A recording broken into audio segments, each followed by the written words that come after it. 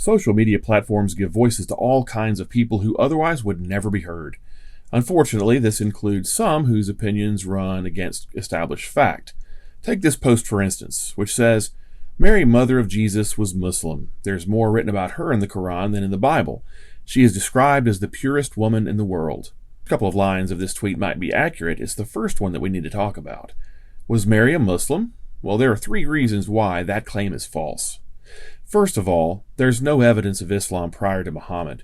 It simply has no detectable footprint in the history of religions prior to the 7th century. Muhammad claimed that many figures in the Bible were faithful Muslims going all the way back to the time of Adam. But if there were this many Muslims throughout world history, we would expect to find something of the religion prior to the time of Muhammad. But we don't. Therefore, Mary could not have been Muslim if the religion did not exist at that time. Second, Islamic scriptures make claims that cannot be verified archaeologically.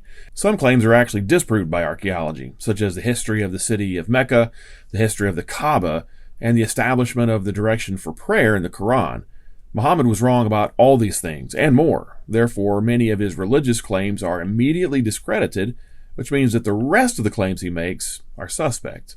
Third, Mary lived in the 1st century in a Jewish cultural context, and the most reliable sources for her life depict her as participating in Jewish rituals and observing Jewish traditions.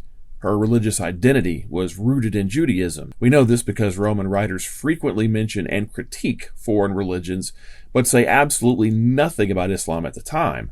Writers like Tacitus, Josephus, and others make references to the Jewish culture of Mary's homeland.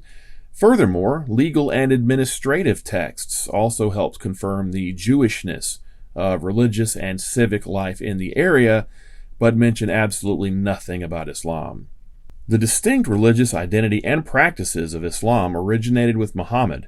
There is no evidence of Islam as a formal religion before his time.